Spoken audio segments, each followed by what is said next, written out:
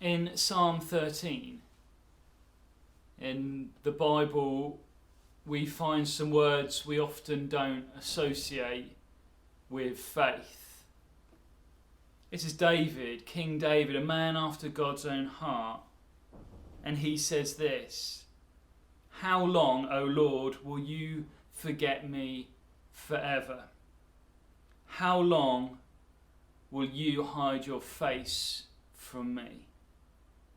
How long must I wrestle with my thoughts and every day have sorrow in my heart? How long will my enemy triumph over me?"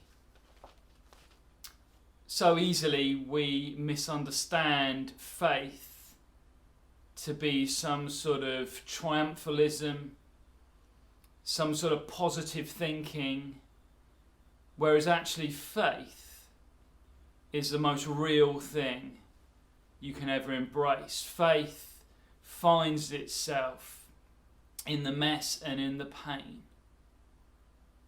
Last night we heard on the news that some form of lockdown is likely to be in place for us all for 6 months. We're on week 2. And a lot of us are going, and a bit crazy, and the thought of that is really hard. Not only that, but we've had this constant news from around the world of suffering, of fear, of panic, of lost lives and lost hope. How do we respond in faith at a time like this? There's a word in the Bible, and actually there's a whole book that's called this. There's a book called Lamentations. Lamentation is an expression of passionate, deep loss and sorrow. And for many of us, these last few weeks, at times you've probably experienced a bit of a sense of grief, of despair, of upset, of pain of heart over what is going on in the world we love, in the lives of people we know, in our care system which we value, in our own households. How do we be people of faith in a time of such mess? And I want to say to you today that actually we need to feel those things. That all that lament, that sorrow, that pain, that grief is actually what our Father in heaven feels.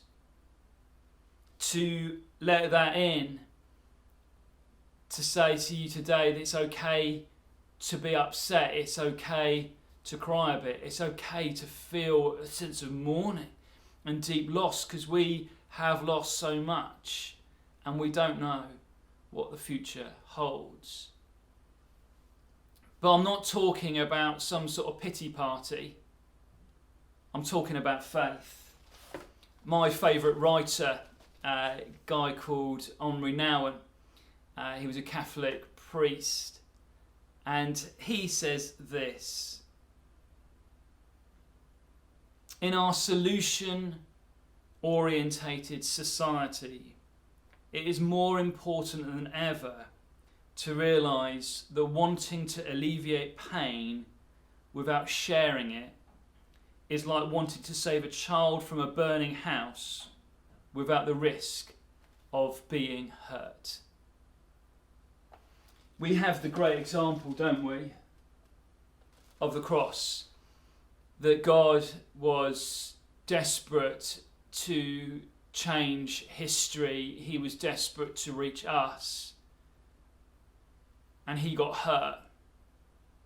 He experienced loss and sorrow along that redemption path. I love the word Emmanuel. I hate the fact that it gets stuck in a Christmas thing. Emmanuel is constantly a word for every one of our lives. It's a word for me daily, and a word in this season more than ever we need to hear. God with us. That's what Emmanuel means. God is with us. And God stepped into our mess. John, in his first chapter, says the Word became flesh and dwelt among us. He stepped into all the despair, hurt, loss, pain, sin. He stepped into all of it and met us there. So the truth is that if you want to be an overcomer in these days, if you want to find faith, if you want to know the God who is with you, be where he is. He's in the mess. He's in the pain. It's okay to feel that. And like any process of grief, we need to let it in a bit. Be careful. Look after yourselves. Don't go on some big sorrow fest, but actually take a little bit of time to realise life will never be the same again, to realise for so many life won't be, to realise all that has gone, all that's been devastated, all that's been broken, and in that you will find God with us. You will find redemption. You will be actually yourself embracing the cross, because it's here.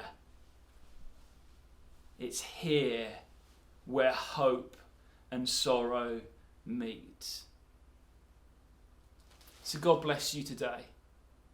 It's going to be okay, because he already stepped in. But be where he is today.